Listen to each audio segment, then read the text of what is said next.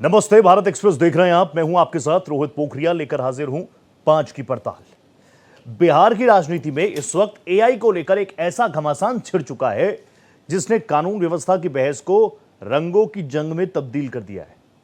मुख्यमंत्री सम्राट चौधरी ने दावा किया कि अपराधियों पर नकेल कसने वाली तकनीक है, लेकिन विपक्ष, खासकर आरजेडी और लेफ्ट पार्टियां भड़क उठी है। सीपीआईएम के दीपंकर भट्टाचार्य ने तो इसे विपक्षी कार्यकर्ताओं को टारगेट करने की सीधी साजिश करार दे दिया। लेकिन रुकिए, कैमरे और कड़े कानूनों की यह तपिश सिर्फ बिहार तक सीमित नहीं है। पश्चिम बंगाल पर आ जाइए। पश्चिम बंगाल में शुभेंदु अधिकारी उपद्रवियों के खिलाफ जीरो टॉलरेंस और हाईटेक निगरानी की बात कर रहे हैं, तो टीएमसी इसे अल्पसंख्यकों यानी माइनॉरिटीज को डराने की क्रोनोलॉजी बता रही है। अब आगे आइए, असम पहुंचिए। असम में चीफ मिनिस्टर हेमंता बिस्वा शर्मा ने भी साफ कर दिया कि अगर असम में रहना है तो बहुविवाह छोड़ना होगा और भारत माता की जय कहना होगा। ऐसे में बड़ा सवाल यही है, क्या वाकई तकनीक का इस्तेमाल अपराध मुक्त समाज बनाने के लिए हो रहा है, या फिर तकनीक के बहाने हरे, लाल और भगवा के नाम पर ध्रुवीकरण की एक नई और बेहद खतरनाक स्क्रिप्ट लिखी जा रही है। इसी पर करेंगे सार्थक चर्चा। जुड़ेगा बड़ा पैनल, उससे पहले ये रिपोर्ट।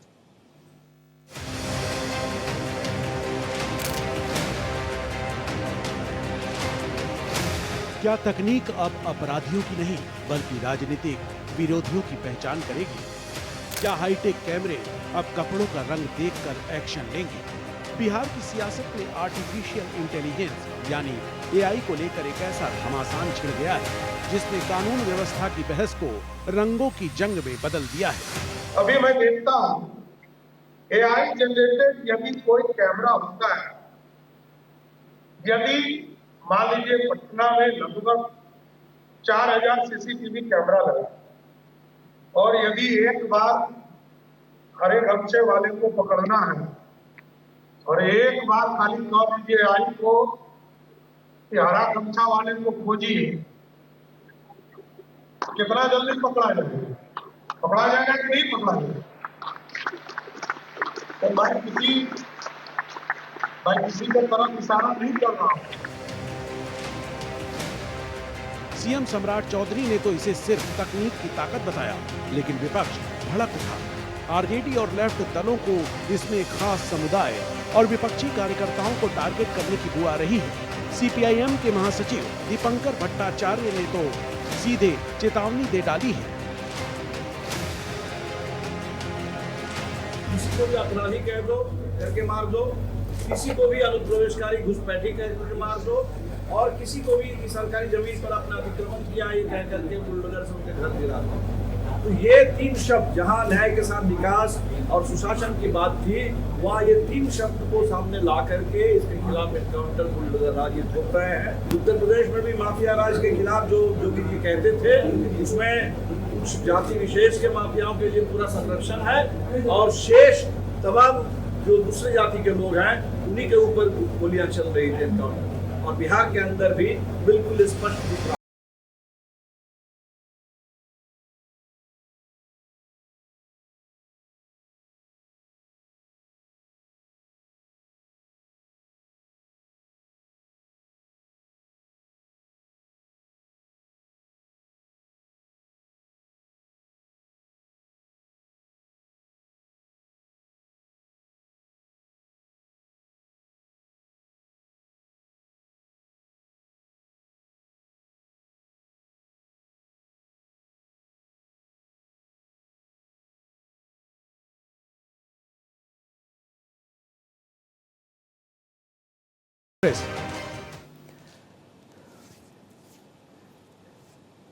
वैसे स्क्रिप्ट पिछले कुछ वक्त से जरूर आपने सुनी होंगी। बड़े बड़े चेहरे इसी तरह की बातें करते हुए कपड़ों से पहचान लेंगे, टोपी, दाढ़ी, तिलक, हर चीज़ को लेकर आपने अलग अलग डेफिनेशन तो सुनी ही होगी।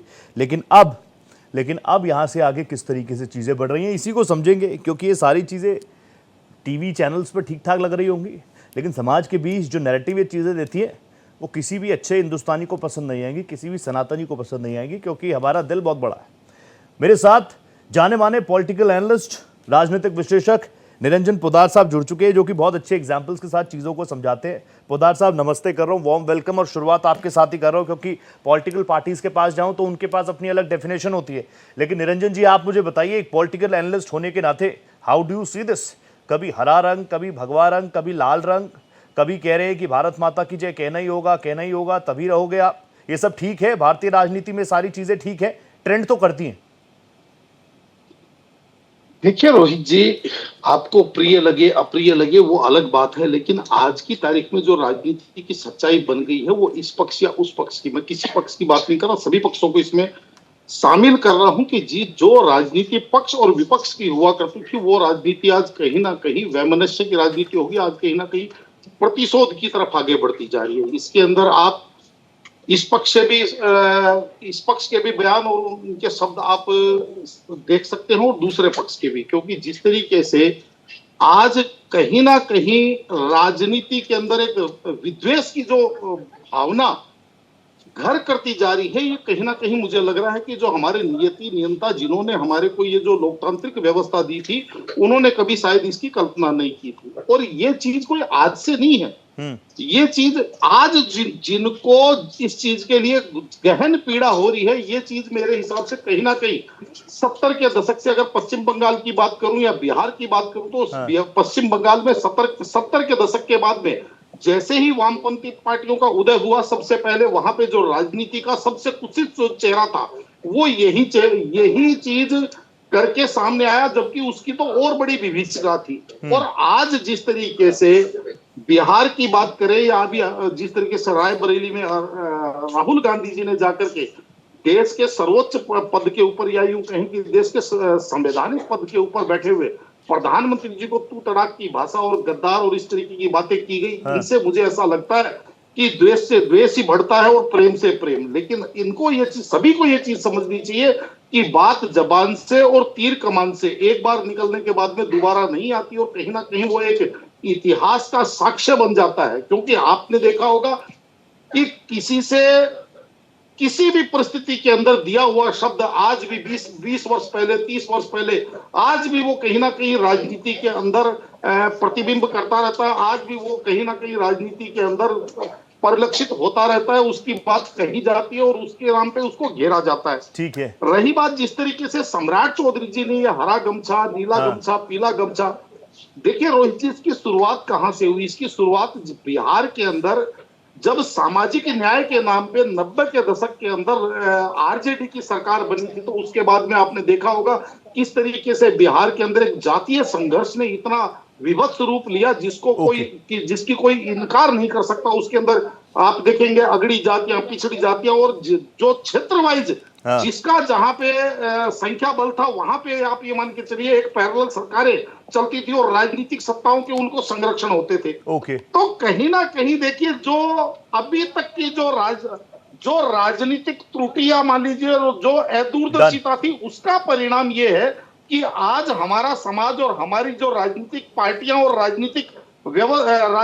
परिपाटी यहां तक इस स्थिति तक पहुंच पाई है। और मेरा मानना यह है कि अगर यहां से भी हम वापस लौट जाए, यानी कि हमारे राजनीतिक दल इसको आज भी समझ करके अगर यहां से भी वापस लौट जाए, तो शायद हमारा ये लोकतांत्रिक ढांचा और हमारी ये जो गणतांत्रिक व्यवस्था, या यूं कहें कि हमारी जो एक प्रजातांत्रिक जो व्यवस्था है, ये कहीं ना कहीं उसी तरीके से बनी रहेगी जिस तरीके से हमारे नीति नियंताओं ने हमें कल्पना करके ये व्यवस्था दी थी। लेकिन उस पर डेंट पड़ रहा नहीं पड़ रहा, पड़ ही रहा होगा, एक युवा होने के नाते मैं कह रहा हूं। अब मेरे साथ पोद्दार साहब और भी गेस्ट जुड़ चुके हैं, एक बार उनका इंट्रो करा दूं जल्दी से। मेरे साथ भारतीय जनता पार्टी के तेज तर्रार वक्ता भूपेंद्र दा जुड़ चुके हैं, भूपेंद्र यादव जी। भूपेंद्र दा नमस्ते कर रहा हूं, बहुत स्वागत आपका। मेरे साथ आरजू खान साहब जुड़ चुके हैं, तेज तर्रार वक्ता प्रवक्ता हैं आरजेडी के। आरजू भाई, इस्तकबाल आपका मेरे शो पर। जाने माने राजनीतिक विश्लेषक डॉक्टर संजय कुमार इस वक्त मुझे ज्वाइन कर रहे हैं। संजय सर नमस्ते कर रहा हूँ, warm welcome to you on my show. मैं आरजू भाई आपके पास आ गया तुरंत, फिर संजय जी, और उसके बाद मैं भूपेंद्र जी के पास जा रहा हूँ। आरजू भाई, आप मुझे बता दीजिए, क्योंकि हमेशा आप पर भी आरोप लगते रहे जब तक आप लोग सत्ता में थे, खास वर्ग के लिए आप लोग देख रहे हैं, तुष्टिकरण कर रहे हैं। अब सम्राट चौधरी ने जो कुछ कह दिया, उस पर क्या स्टैंड है आरजेडी का? वो कह रहे हैं अगर एआई तकनीक हो जाए, हम गुंडे बदमाशों को पकड़े तो हर एक हमचे वाले सब अंदर। नहीं, ठीक है, लेकिन सबसे बड़ी सवाल यह है कि आप एआई सबमिट में कह क्या रहे हैं? हाँ, एआई सबमिट का तो आपने कबाड़ा करके रख दिया। एआई सबमिट में आपने ये क्यों नहीं कहा कि एआई सबमिट में एआई अगर कह दे तो नीट के जो 23 लाख जो छात्र बैठे थे, जिसमें छात्राएं बैठी थी, जिसमें इस देश का नौजवान बैठा था, उम्मीदों को लेकर, सपनों को लेकर बैठा था, उसके सपने चूर हो गए और एआई उसको पकड़ ले? तो आपने ये चीज नहीं कहा। आपने ये चीज नहीं कहा कि जो पुलिस वाले गए थे सोनू मोनू गैंग के पास, पुलिस वालों को खुद अपनी तलाशी देनी पड़ी, तो उस सोनू मोनू गैंग को जो है वो पकड़ ले। ये आप नहीं कहते हैं। आप ये नहीं कहते हैं कि आपके मुख्यमंत्री आवास के बाहर शराब की बोतलें मिलती हैं, इससे पहले विधानसभा के बाहर मिली, तो आप एआई को यह निर्देश देते कि जो शराब माफिया है, जो शराब बोतल जो सचिव मुख्यमंत्री आवास के जो बाहर रखा है, वो उसको पकड़ ले। आपने जानबूझ के एआई सबमिट की छाप को खराब किया है। और आपने ये बताया है कि अगर मैं यकीनी तौर पे मैं मानता हूं कि कम पढ़ा लिखना दुर्भाग्य की बात जरूर होती है, लेकिन फर्जी डिग्रीधारी वाले जो लोग होते हैं ना, वो ऐसी ही बात करते हैं। अच्छा। जो सजा याफ्ता, जो 89 दिन का जो मुजरिम होता है, जो जेल में बिताता है, वो इसी तरह की बात करता है। एआई सबमिट उसको नहीं समझ में आता है, और इस देश की हरित क्रांति उनको नहीं समझ में आती है, देश का तिरंगा नहीं समझ में आता है, किसानों की आन बान शान, हरियाली और खुशहाली का जो सांकेतिक चिन्ह है, हरियाली इनको पसंद नहीं आता है। इस देश का किसान उनको क्यों नहीं पसंद आता है? खास आप खुलकर बता दीजिए ना।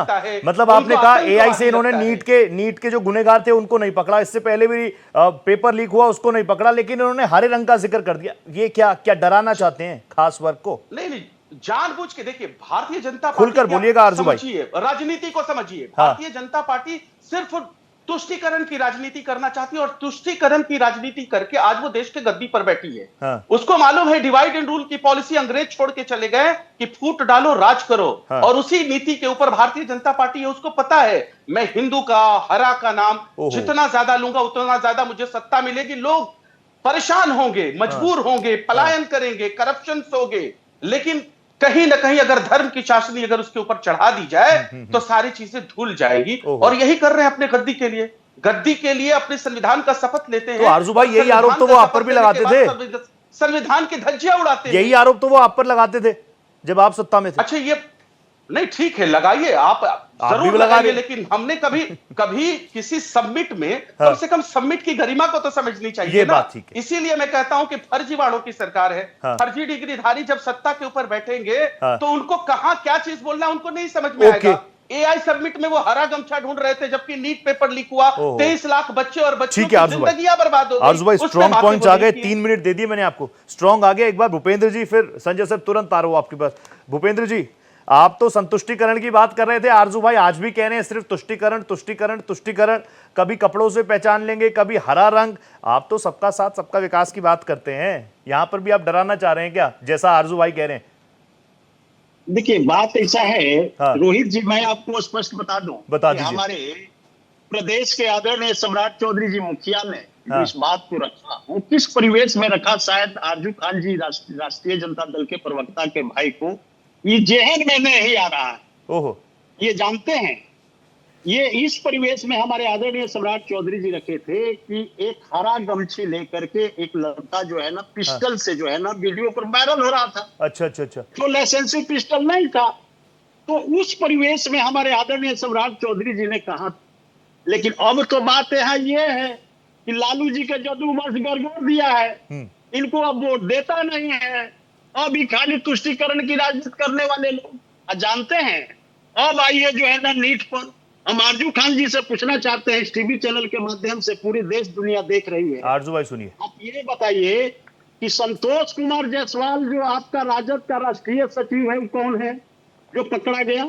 हमारी सरकारें जो है ना पकड़ करके आप जैसे नीट छात्र के साथ जो है ना खिलवाड़ करने वाले राजद के राष्ट्रीय सचिव संतोष जायसवाल को जो है ना, जानते हो, फांसी के तख्ते पर चढ़ाएगी हमारी सरकार। हमारे देश के जो है ना 22 लाख बच्चे के साथ खेल करने वाले राजद जैसे तुष्टीकरण की राजनीति करने वाले और कांग्रेस के गोद में बैठ करके आप कल तक कहते थे लालू प्रसाद की कांग्रेस दंगाई बलवाई पार्टी।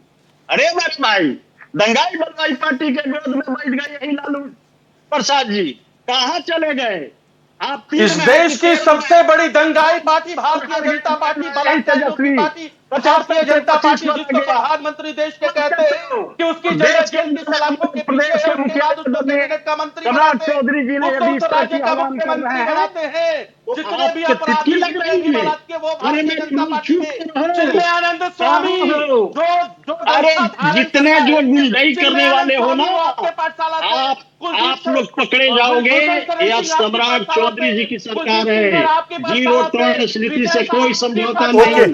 ओके। रही बात, आरजू मेरी भाई आ रहा बात हूँ, तो आरजू सुनिए। भाई आ रहा हूँ आपके पास। ऐसा है आरजू भाई रोहित जी, जी सर, रोहित जी, भूपेंद्र जी रोहित बोलिए। जी, हाँ रोहित जी, हमें मौका दीजिए। ये काहे इनको जो है ना आप लगा रहे हैं।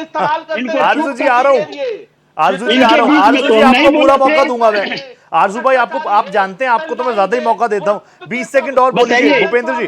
भूपेंद्र जी मुझे बताइए, वो नीट वाला मामला तो छेड़ दिया इन्होंने, उसमें रंग देखकर तो नहीं पकड़ रहे ना?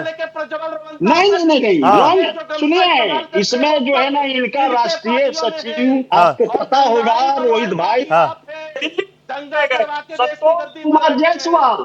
और संतोष कुमार जायसवाल इनका राष्ट्रीय सचिव है, जो लीक छात्रा का जो पेपर लीक कांड का जो है ना प्रमुख माना जाता है।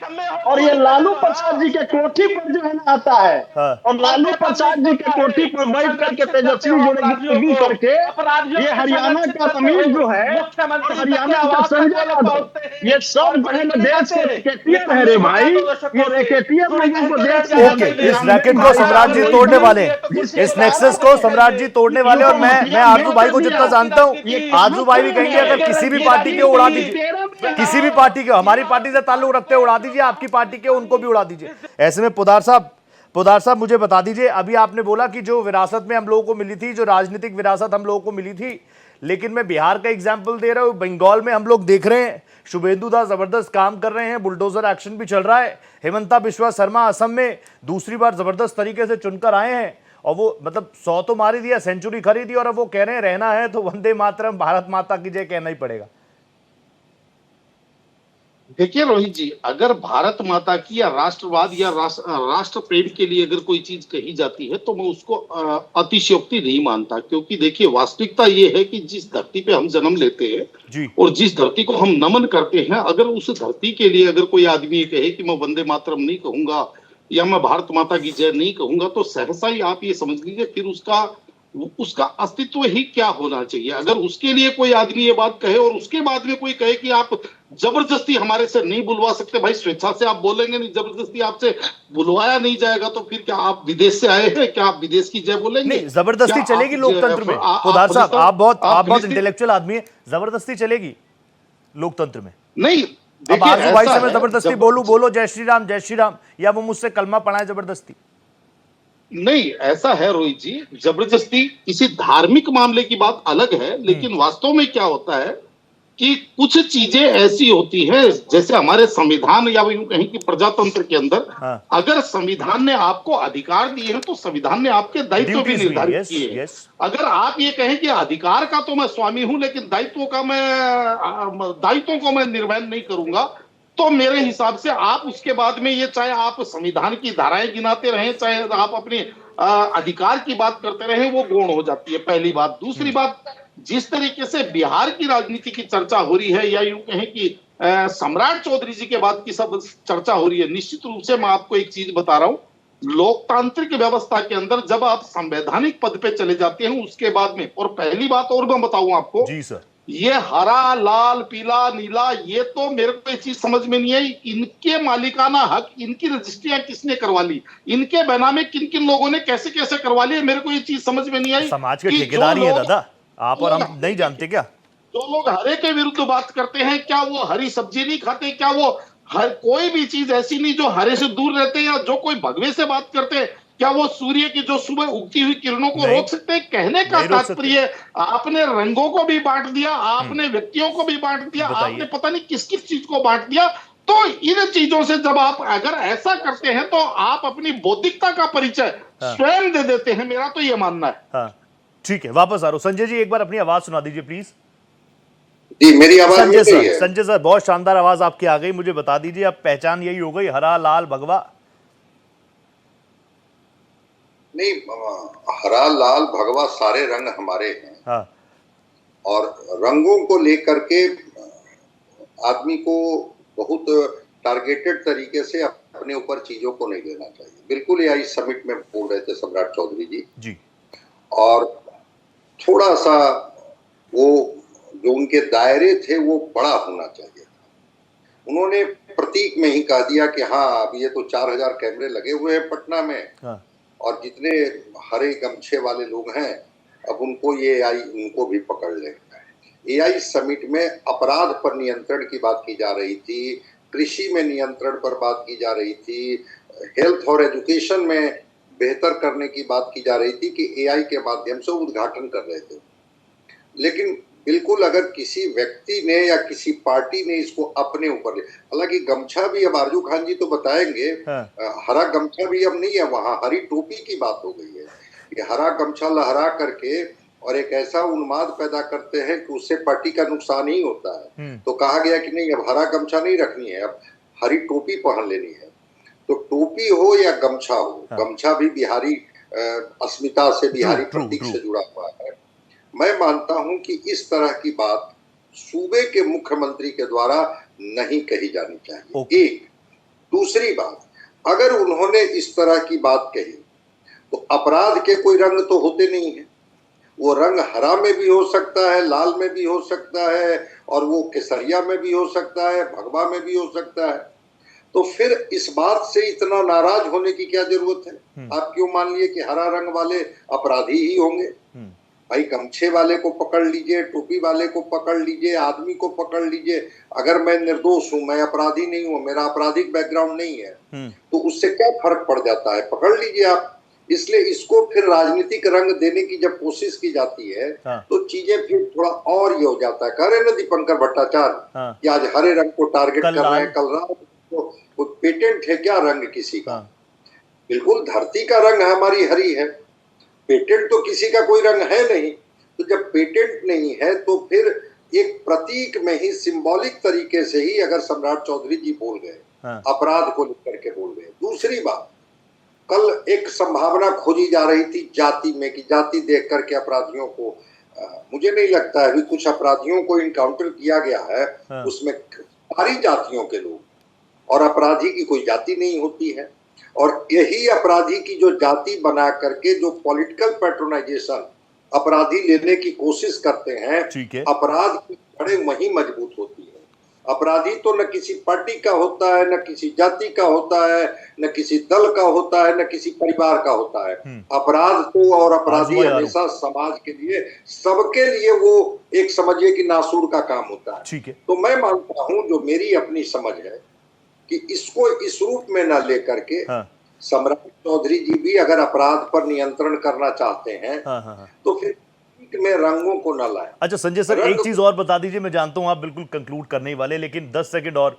ये हरा रंग का गमछा, ये हरा रंग स्पेसिफिकली पार्टी को इंडिकेट किया जा रहा था कि किसी धर्म को?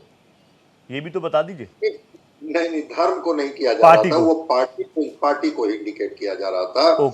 लेकिन मैं कह रहा हूं कि अगर पार्टी ने ही हरा रंग को अपनाया कि भाई हरे रंग का ही हम गमछा रखेंगे, हरे रंग की टोपी पहनेंगे, आपने कैसे तय कर लिया? आपके इंटेलिजेंस इनपुट ने बता दिया कि हरे रंग वाले ही अपराधी होते हैं और दूसरे रंग वाले सब साधु महात्मा होते हैं। ऐसा तो नहीं है, वो दूसरे रंग में भी अपराधी रहते हैं। इसलिए ये रंगों के आधार पर भेदभाव नहीं होनी चाहिए। वो रंग अगर है तो ये रंग इस राष्ट्र का रंग है, और वो राष्ट्र हमारा तिरंगा में तीनों रंग है। अब उस रंग से कैसे किसी को आइडेंटिफाई कर दीजिएगा कि वो रंग लेने वाला व्यक्ति या वो रंग रखने वाला व्यक्ति या उस रंग का वस्त्र पहनने वाला व्यक्ति अपराधी, और वो रंग में नहीं है तो वो व्यक्ति बस सन्यासी और साधु महात्मा कोई सूफी संत होगा, ऐसे कैसे आप मान लेंगे? ठीक है, रंगों के माध्यम से कुछ बातें निकल गई सम्राट चौधरी जी से। मैं इसको बोलता हूं कि इस तरह के इसको आप एंडोर्स नहीं करते। ठीक है। आरजू भाई और भूपेंद्र जी आएंगे। आरजू भाई मुझे बता दीजिए, अब जैसे संजय जी भी बहुत सही बात कर रहे हैं, वो तो साफ तौर पर कह रहे हैं कि एक तो किसी भी सूबे के मुख्यमंत्री जो एक पद पर बैठा है उसको ये सब बातें नहीं करनी चाहिए, लेकिन अगर उन्होंने कह भी दिया तो ये क्यों कि हम ही को कहा जा रहा है, हम ही को टारगेट किया जा रहा है? नहीं, जब आप, सबसे बड़ी चीज है कि आप पद पे कौन है, आपके पद की गरिमा है। आप 14 करोड़ बिहारियों के मुख्यमंत्री हैं, अर्थात हमारे भी आप मुख्यमंत्री हैं। जब आप रंगों के साथ भेदभाव करिएगा तो आप कैसे 14 करोड़ बिहारियों के साथ इंसाफ करिएगा? आप सीधी बात में यही जानना चाहता हूं, आप इंसाफ नहीं कर पाइएगा। और जिस देश की हरित क्रांति, हरियाली, किसान, गमछे की आप बात कर रहे हैं, गमछा भी ले लिया, बिहार का प्रतीक है, बिहार की संस्कृति और पहचान है गमछा। आप कैसे किसी चीज को इंडोर्स कर सकते हैं? आप ये बताइए हमको। आपने जानबूझ के कहा, आपने अपनी मर्यादा नहीं समझा कि आप इस प्रदेश के मुख्यमंत्री हैं। आप छोटी मानसिकता से हैं। और वो छोटी मानसिकता क्यों आती है? जब आपकी शिक्षा दीक्षा की डिग्रियां फर्जी होती है ना, तो इस तरीके की मानसिकता आती है। जब आप जेल में बिताने वाले मुख्यमंत्री होते हैं लगभग 2 महीने, तो आपको ऐसी मानसिकता आती है। आपको एआई सबमिट में क्या बोलना है आपको नहीं समझ में आया, आपने उसका हंसी बना दिया, मजाक बना दिया। संविधान की शपथ लेकर बैठे हैं और रंगों के साथ भेदभाव अगर आप करिएगा, गमछा जो कि बिहार की संस्कृति है उसके साथ अगर भेदभाव करिएगा, उसको क्रिमिनल दिखाने की कोशिश करिएगा, तो ये सवाल आपने उठाए हैं, विपक्ष ने नहीं। लीडर ऑफ अपोजिशन से कल पूछा गया कि उन्होंने गमछे, हरे गमछे को लेकर कहा, तो उन्होंने साफ तौर पे ये कहा कि मुझे ऐसे बयान पे हंसी आती। उन्होंने कुछ ये नहीं कहा कि ये हमारा ये रंग या तुम्हारा रंग।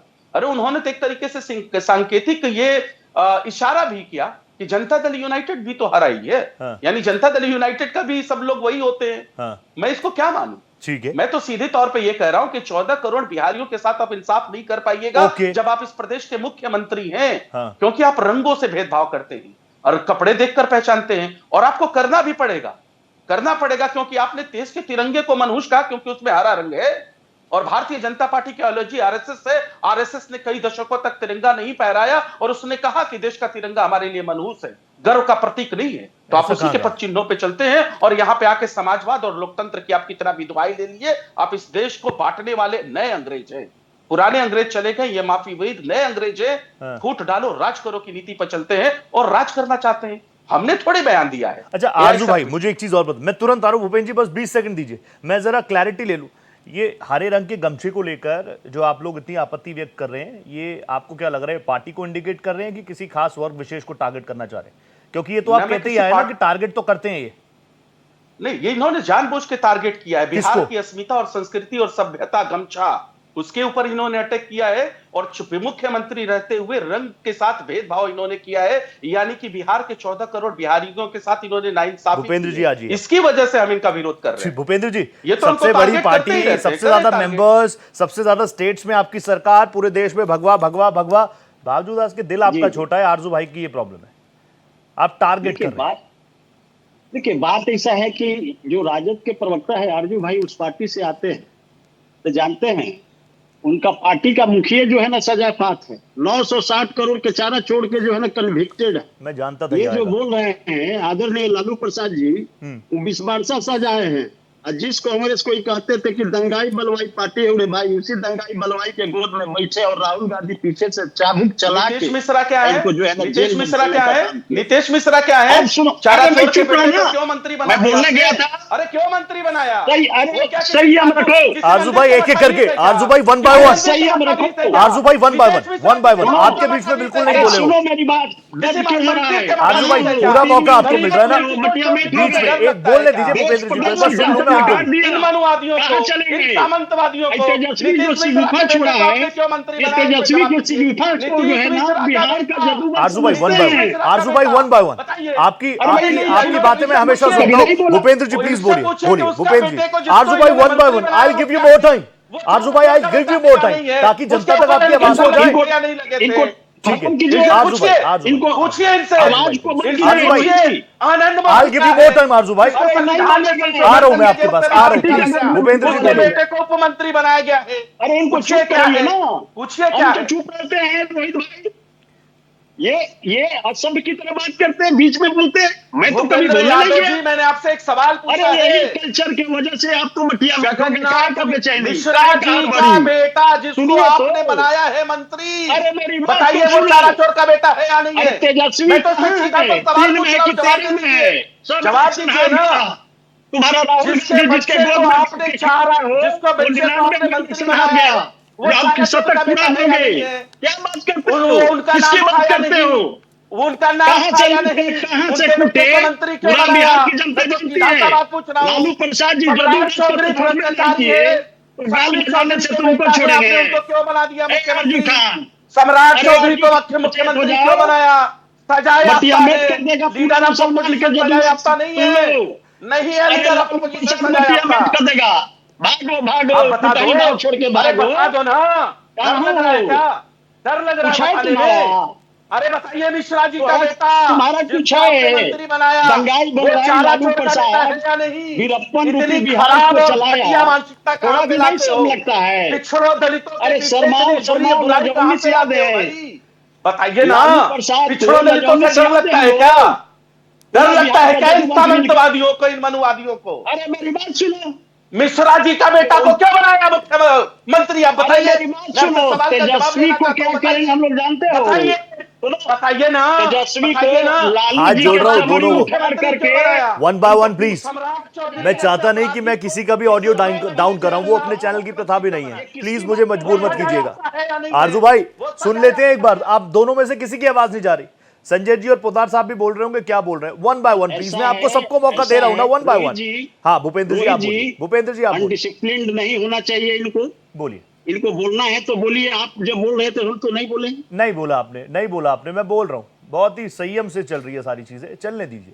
आरजू भाई आपको पूरा मौका दूंगा। भूपेंद्र जी बोलिए। देश सुन रहा है। हाँ देखिए बात ऐसा, रोहित जी, जी ठंड और घमंड से आदमी को परहेज करना चाहिए। और ठंड और घमंड जो है ना, दोनों परिस्थिति में अकरन पैदा करता है। अच्छा। कागज में लालू प्रसाद जी का पूरा परिवार अकड़ गया है रे भाई।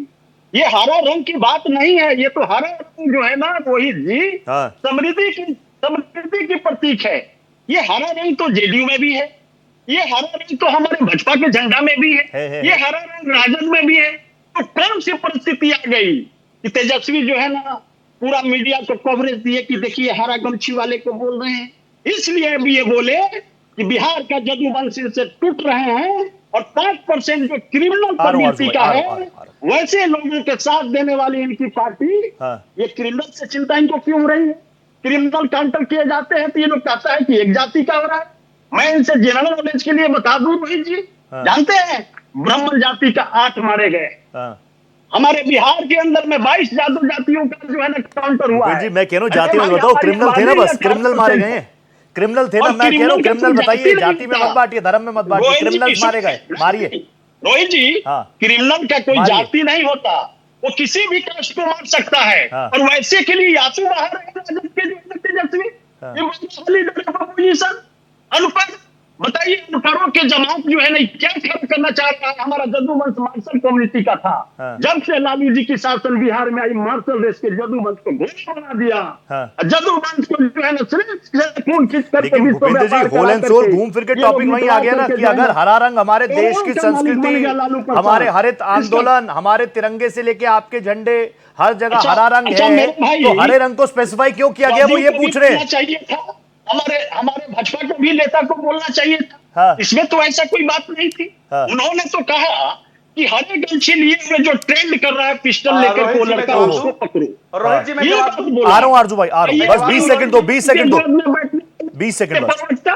ये बात करेंगे, ये बात करेंगे जो 9 इलेक्शन बिहार में हार गए, इनके जिस गोद में बैठे हुए राहुल गांधी 99 इलेक्शन हार गया इस देश के अंदर में। आने वाला कोई एक और इलेक्शन होगा रोहित जी, तक शतक पूरा देंगे। तो उसी के गोद में जाकर के तेजस्वी या जो है ना राहुल गांधी जी, ये जो है ना बैठा हुआ है बिहार यूपी का जो है ना। तो ये लोग को देश की जनता नकार दिया है। अब देश की जनता इनको कभी शासन सत्ता में नहीं लेगी। आरजू भाई सत्ता से बाहर निकाल दिया, इसलिए अगर एनकाउंटर्स भी हो रहे हैं, क्रिमिनल्स को भी बताया जाएगा कौन से धर्म का है, कौन सी जाति का है। क्या करना है मुझे उसकी जाति और धर्म जानकर? किसने धर्म जातियां बताई? एनडीए के जो कैबिनेट के मंत्री हैं जीतन राम मांझी ने बताया। उन्होंने कहा यादव, और अगर यादव को जब क्रिमिनल की कोई मांझी जी अगर यादव को क्रिमिनल कहेंगे तो हम बात करेंगे, हम बात करेंगे। एक क्रिमिनल अनंत सिंह है जिसको ये लोग कहते हैं लालू जी को क्रिमिनल से। अब बताइए कहां से लेके आते हैं? अनंत सिंह इनके लिए दादा है, अनंत सिंह इनके लिए दादा है, आनंद मोहन इनके लिए दादा है, गुलाम के लिए बाबा है, पप्पू पांडे के लिए बाबा है, तो ये जातियां देखते हैं। जातियां हम तो कहते हैं आप करिए कार्रवाई, आप कार्रवाई करिए। गुलाब पांडे पे कब होगा कार्रवाई, आनंद सिंह पे कार्रवाई कब होगी, आनंद मोहन पे कब होगी, पप्पू पांडे पे कब ये होगी? सारी बातें ना मैं पिछले 10 सालों में सुन चुका हूं, इसको क्यों बना दिया, उसको क्यों बना दिया, ये जाति वो जाति, स्टेट अलग अलग हो रहे होंगे, लेकिन मैं सच बोल रहा हूं, जनता इन चीजों को एंडोर्स नहीं कर रही है। आप दोनों समझ लीजिए इस बात को, यादव जी और आरजू खान साहब, आप दोनों समझ लीजिए जनता इनको एंडोर्स नहीं कर रही। संजय जी और पोदार साहब को ले आइए प्लीज स्क्रीन पे। संजय जी, मैं एक बार, पोदार साहब तुरंत आ रहा हूं। संजय सर, आपने तो बताया अच्छी अच्छी चीजें, लेकिन ये बात भी तो सच है, अगर मैं गलत हूं तो मैं तो आपको बोलता हूं ना, आप प्रोफेसर भी हैं, you are like my guardian, जैसे मैं अपने टीचर्स को सम्मान देता हूं, आप मेरे लिए उतने ही सम्मानीय है। तो संजय सर, आप मुझे ये तो बता दीजिए, लेकिन जब एक बड़े मंच से एक बड़ा चेहरा इस तरह की बातें करता है, चाहे वो हरे रंग को लेकर बात करे, चाहे वो भगवा रंग को लेकर बात करे, तो अप्रत्यक्ष तौर पर इनडायरेक्टली एक बड़ी भीड़ को वो कुछ ना कुछ मैसेज तो देता ही है ना, और शायद वो काम करता है। बिल्कुल, देखिए होता क्या है, आपने कहानी पढ़ी होगी पंच परमेश्वर, वो प्रेमचंद की बड़ी अच्छी कहानी थी, और उसमें वो कहते हैं कि दायित्व का बोध जो है वो हमेशा संकुचित विचारों का सुधारक होता है। तो अगर सम्राट चौधरी जी सूबे के मुख्यमंत्री हैं, ठीक है, कौन आपके साथ खड़े हैं, कौन विरोध में खड़े हैं, कौन अपराधी हैं, कौन संत हैं, आपको उससे थोड़ा ऊपर उठना होगा। वहां भेदभाव की भाव से आपको थोड़ा अपने को अलग रखनी होगी। एक दूसरी बात, बिल्कुल मैं सहमत हूं, इसको भूपेंद्र जी पॉजिटिव तरीके से, एआई का उपयोग अपराधियों को पकड़ने में भी हो, और एआई का उपयोग वो जो परीक्षार्थियों को जो नकल करा करके किन्हीं के जीवन को बर्बाद किया जा रहा है उनके लिए भी हो। एआई का उपयोग एजुकेशन और हेल्थ के ट्रांसफॉर्मेशन में भी हो, और एआई का उपयोग वो जो खेत में किसान जो धरती की छाती को फाड़ करके अन्न उगाते हैं और उसमें जो चीजें छूट जाती है, सॉइल टेस्टिंग से लेके, सॉइल हेल्थ से लेकर के, सीड से लेकर के, और उसका क्रॉप प्रोडक्शन में भी हो। तो एआई को केवल इतना बड़ा समिट हुआ बिहार में, अभी अमेरिका और चाइना, कभी अलग से हम लोग बात करेंगे जी सर, एआई के माध्यम से कितना डेवलप किया है। यस, भारत 23 से शुरू ही किया है, और अभी तो उनका एक ब्लूप्रिंट आया है कि 2 साल का एक उन्होंने टारगेट रखा है कि हम एआई में साबित करेंगे। एआई समिट में जो और अच्छी अच्छी बातें हुई, जिससे बिहार की पटकथा लिखी जाएगी, बिहार की बेहतरी की गाथा लिखी जाएगी, उस पर बात न करके हम लोग हरा गमछा लाल गमछा में जाके फंस गए। ये दुर्भाग्य, वो चीजें जो है वो दुर्भाग्य है कि अभी फिर आप ब्रांड बिहार की बात कर रहे हैं, आप फिर से इंडस्ट्रियलाइजेशन की बात कर रहे हैं, आप कह रहे हैं कि हम गंगा नदी पर जो ये है रिंग रोड बनाएंगे, गोमती के तरह हम गंगा को भी उसी तरह से डेवलप करेंगे, और उस तरह से हम अलग अलग टूरिस्ट स्पेस बनाएंगे जहां से हम बिहार को बेहतर दिखाएंगे। बिहार का इतिहास समृद्ध, बिहार की संस्कृति समृद्ध, बिहार का एक इकोनॉमिक मॉडल है। एपेल्वी नाम का एक बड़ा अमेरिकन साइंटिस्ट आया था, उसने वेस्ट एडमिनिस्ट्रेटिव स्टेट 1963 में बिहार को कहा। उस बिहार में हम लोग हरा गमछा लाल गमछा में जाके फंसे हुए हैं। भाई ठीक है, मैं मान लिया कि जब आप सूबे के मुखिया हैं तो इस तरह की भाषा, इस तरह के शब्द पर आपको संयम बरतनी होगी, लेकिन उस समिट में और अच्छी बात, 2 दिन का समिट था वो, और वो ऑडिटोरियम में जो समिट में, अभी तो मैं देख रहा था कि रोबोट जो हैं वो बिहार के बच्चे बना रहे हैं, और रोबोट आपस में एक्सचेंज कर रहे हैं, बातचीत कर रहे हैं। वो रोबोट सर्जरी कर रहा है, उसकी बात हम लोग नहीं कर रहे हैं। वो स्कूल में क्वालिटी एजुकेशन में कमी आई है, तो कैसे टीचिंग स्किल के द्वारा बच्चे को गाइड किया जा रहा है, वो भी इस समिट में दिखाया जा रहा है। हम लोग उस पर न जा करके हम लोग हरा गमछा लाल गमछा में अटक गए। अब छोड़ दीजिए, ये पक्ष और विपक्ष दोनों की जिम्मेवारी बनती है एक विकसित बिहार, बेहतर बिहार, ब्रांडेड बिहार। और मैं अभी भी फिर दोहरा रहा हूँ कि जो 16 महाजनपद थे अतीत में, 16 महाजनपद में सबसे मजबूत महाजनपद था मगध। 3 महाजनपद थे बिहार में, मगध, बज्जी और अंग। मगध जिसकी सीमाएं कंधार और काबुल तक थी, वहां पर प्रशासनिक व्यवस्था, अर्थव्यवस्था, नीति की बात और शासन की व्यवस्था इतना सुंदर था। हाँ। क्या उस गौरवशाली अतीत को वर्तमान में हम देखे नहीं? फिर हम लोग लाल गमछे हरे गमछे में नहीं, और ये जाके अच्छी फंस बात जाएंगे। आपने कही। सच मुझे बड़ा आनंद आया एक वर्ड सुन के। आपने कहा ना बच्चे रोबोट बना रहे थे, रोबोटिक सर्जरी चल रही थी। ये अच्छी चीज़ है।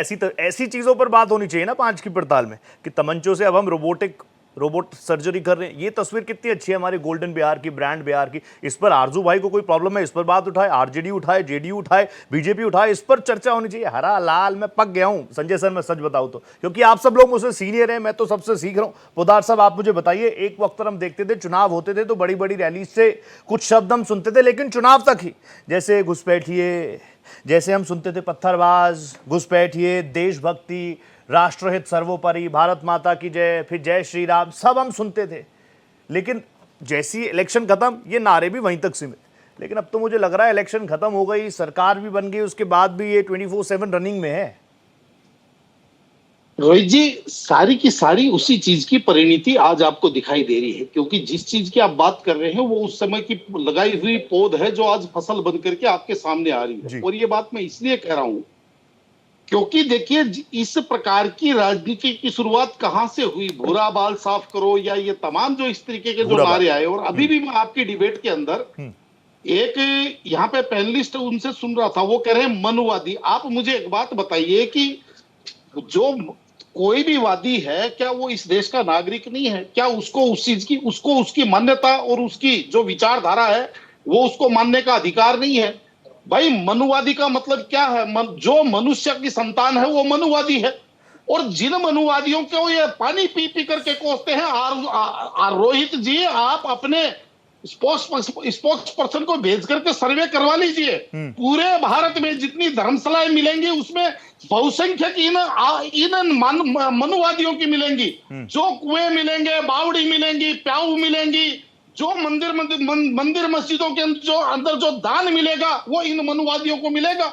लेकिन उसके बावजूद भी ये देखिए, क्रिया की प्रतिक्रिया है। आज मैंने आपको प्रारंभ में क्या बताया था कि जिस चीज की कहीं ना कहीं अपने लाभ और अपने राजनीतिक उत्थान के लिए जिन चीजों की शुरुआत 70 के दशक में हुई थी, और उसके बाद में बिहार के अंदर 90 के दशक में सामाजिक न्याय की अवधारणा को लेकर के जो जिन चीजों की शुरुआत हुई थी, आज कहीं ना कहीं वो वैमनस्य और वो विद्वेष की जो राजनीति है वो कहीं ना कहीं आपको धरातल पे ऊपर फसल पे लहराते हुए दिखती है। और एक चीज और बताऊं रोहित जी, अगर आप चाहते हैं, कोई भी चाहता है कि ये इस चीज का निदान हो, इस चीज का निराकरण हो, इसका उन्मूलन हो, तो आपको मैं बता दूं, बुरा जो देखन मैं चला बुरा न मिलिया कोई, जो मन खोजा आपनो मुझसे बुरा न कोई। आप अपने यहां से शुरुआत कीजिए, सामने वाला अपने आप शर्मिंदा होना शुरू हो जाएगा।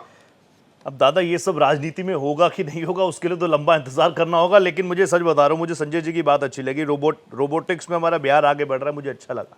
आरजू भाई, मैं ये जानना चाह रहा हूँ कि अब जो अच्छी चीजें हो रही हैं, अच्छी चीजें कुछ नहीं हो रही क्या बिहार में? क्योंकि वो तो कह रहे हैं कि अब बिहार भी बदल रहा है, गोल्डन भी होगा, ब्रांड बिहार को लेकर हम आगे बढ़ेंगे। आपको तो साथ देना चाहिए उनका। लगभग 2 दशकों से ऐसी ही बातें हम सुनते हैं, लेकिन बिहार हर चीजों में पिछड़ेपन में नंबर 1 पर है। और मैं सबसे बड़ी चीज ये कहता हूं कि जो आपने इलेक्शन के अंदर जो वादे किए थे, उस वायदों का दायित्व का वहन कब होगा? आप बताइए, 1,90,000 बची हुई राशियां महिलाओं के खाते में कब डालेंगे? अनाउंसमेंट करेंगे? जो साथी प्रवक्ता हमारे सत्ता पक्ष के हैं, जो 125 यूनिट जो फ्री बिजली यूनिट जो दर दे रहे थे, आपने 8 रुपए 10 पैसे 5 रुपए से रात के 11 बजे तक बढ़ा के कर दिए हैं, उसको आप सस्ती कब करिएगा? और 1 करोड़ रोजगार नीतीश कुमार का जो वादा था, जो एनडीए का जो वादा था, 1 करोड़ बिहारियों को रोजगार देंगे, क्या वो नीतीश कुमार के बाद सब जुमले हो जाएंगे? ये आप कब दीजिएगा? इसका अनाउंसमेंट करके जाइए। और ये बताइए कि आप ये भी वादा करिए कि अभी तक जितने भी 2 दशकों में जो बिहार प्रदेश के अंदर जो पेपर लीक हुए हैं, आप आश्वासन दीजिएगा कि आगे क्या कभी वो पेपर लीक नहीं होंगे? क्या एआई आपका ढूंढेगा उन पेपर लीक के माफियाओं को, शराब माफियाओं, संतोष को, इन सब का आप संतोष जायसवाल को पकड़िए, बिहार के वो जेल चला गया। आपका राष्ट्रीय सचिव है, वही पेपर लीक किया है। आपके झूठ फैलाने से झूठ नहीं फैलेगा भूपेंद्र जी। आप सवाल का जवाब दीजिए। 1,90,000 बची हुई महिलाओं की राशियां। नहीं, आरजू भाई, वन बाय वन। आरजू भाई, जायसवाल साहब को लेकर जो बार बार आरोप लगा रहे हैं भूपेंद्र जी, वो सही है? निष्पक्ष जांच हो रही है। अभी तक तो कोई मीडिया चैनल पे नहीं चला है और इनका एक ही मामला है, ये इतने नाकारा है। भूपेंद्र जी नॉन स्टॉप बोलेंगे। इतने नाकारा, इतने निकम्मी सरकार है कि कुछ भी होता है वो विपक्ष है और ये कुछ कर भी नहीं पाते हैं। आपको रोका किसने है? आपके हाथों में बेड़ियां किसने बांधी है? आप ये रोना छोड़िए, आप ये रोना छोड़िए। भूपेंद्र जी बोलिए। ओके, आरजू भाई आपके पॉइंट्स आ गए और एक पॉइंट आरजू भाई ने जोड़ा नहीं, बार बार आरोप आप पर लगता है आप देश को बांट रहे हैं धर्म में, जातियों में, वो भी नहीं होना चाहिए।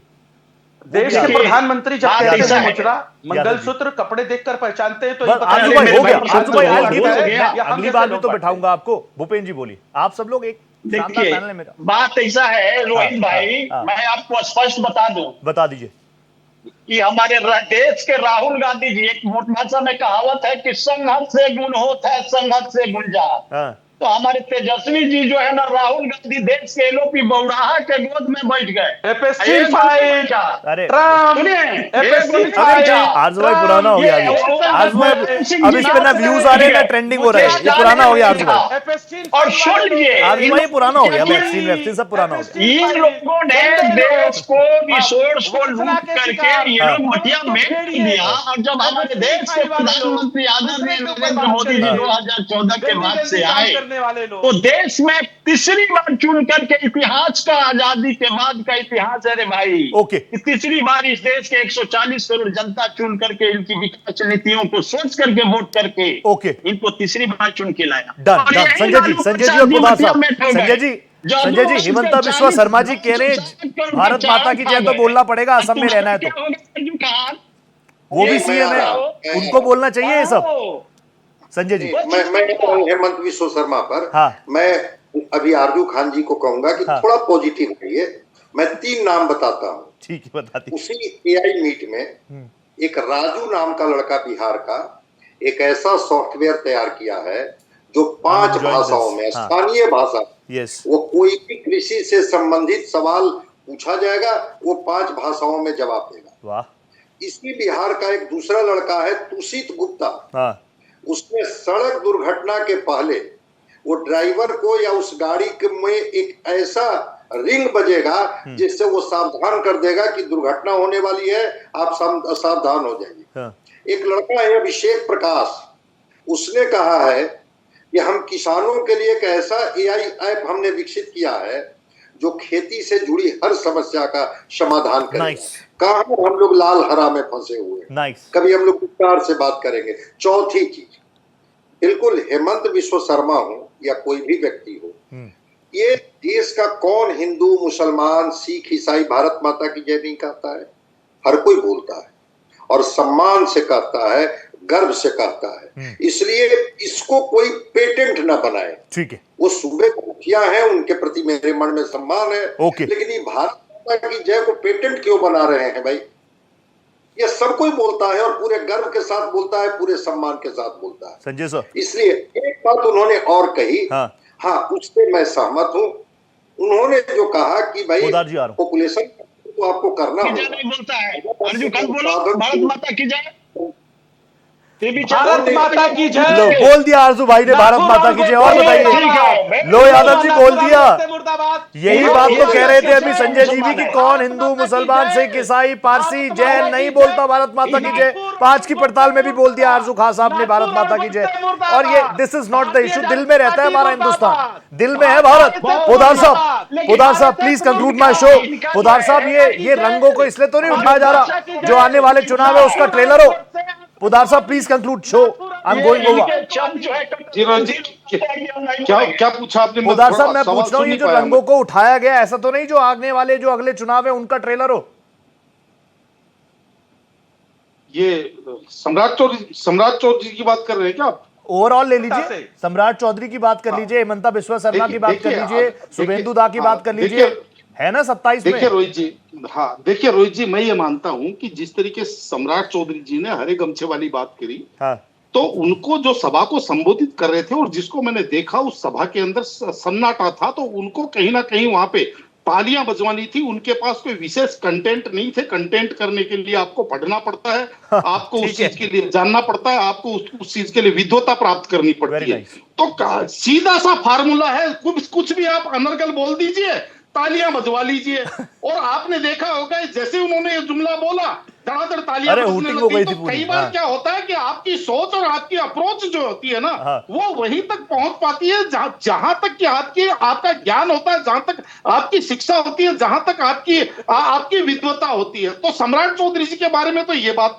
दूसरी बात, जो आसाम की बात कर रहे, तो देखिए जिस तरीके से आसाम के अंदर एक समय हुआ करता था, 100 सुनार की एक लोहार की, और वैसे ही हमारे पोदार साहब भी है। और पोदार साहब, आपने जो बात कह दी ना, वो मैं कहीं पढ़ भी रहा था, नेता अभिनेता में अब ज्यादा फर्क रह नहीं गया। तालियों के लिए, तारीफों के लिए कुछ भी बोला जा सकता है, लेकिन फैसला जनता को करना है। आज बहुत शानदार चर्चा रही। Thank you so much Yadav ji, Bhupendra ji बहुत धन्यवाद। Thank you so much Arzoo भाई, really pleasure having you. Sanjay sir नमस्कार कर रहा हूं, बहुत धन्यवाद। और पोदार साहब आपका भी बहुत बहुत धन्यवाद। 5 की पड़ताल में आज इतना ही, लेकिन बड़ी बात यही है, ये रंग वंग ठीक है, जाति धर्म भी ठीक है, लोकतांत्रिक व्यवस्थाओं में जनता जनार्दन, और जो युवा जनता है वो इस तरह की चीजों को ज्यादा इंडोर्स नहीं करती। 5 की पड़ताल में इतना ही। नमस्ते।